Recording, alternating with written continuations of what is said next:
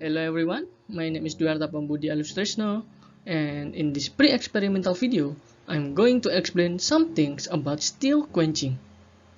The things that will be discussed in this video, first is the detail of material treatment, second is the principle of steel quenching, the third one is the effect of steel quenching to the material, and lastly, the time temperature transformation diagram. Now, we are going to talk about the material treatment. Material treatment is a process that is used to alter the physical properties of a material. During a material treatment process, a material is heated to a target temperature at which its physical properties change.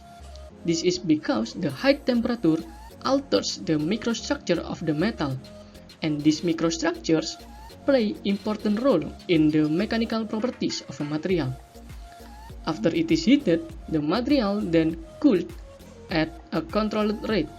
The process of heat treatment is done to change the grain size, to modify the structure of the material, and to relieve the stress in the material after hot or cold working.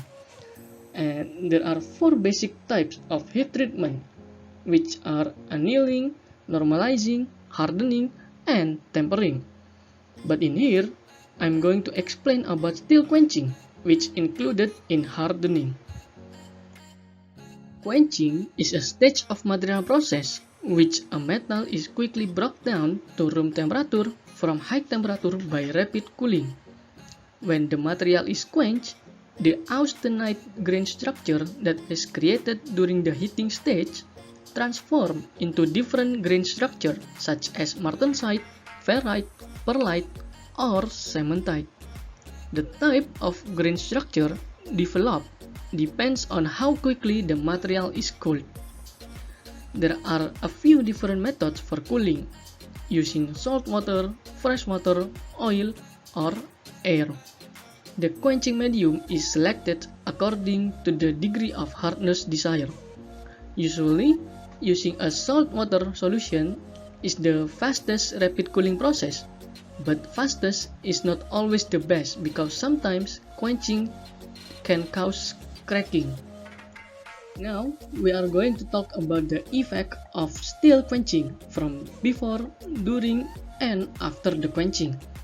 Before the quenching, the material is heated until the target temperature, which is about 800 until 900 degrees Celsius, to alter its microstructure. During the heating stage, the austenite grain structure was created, and the crystal structure of the material is in FCC or face-centered cubic. And so the material is very soft and very ductile. And during the quenching, the ductility and the hardness of material is changed. The new grain boundaries are created which strengthen the material. And lastly, after the quenching is done, the material becomes very hard and brittle. A lot of grain boundaries are created which increase the hardness of the material.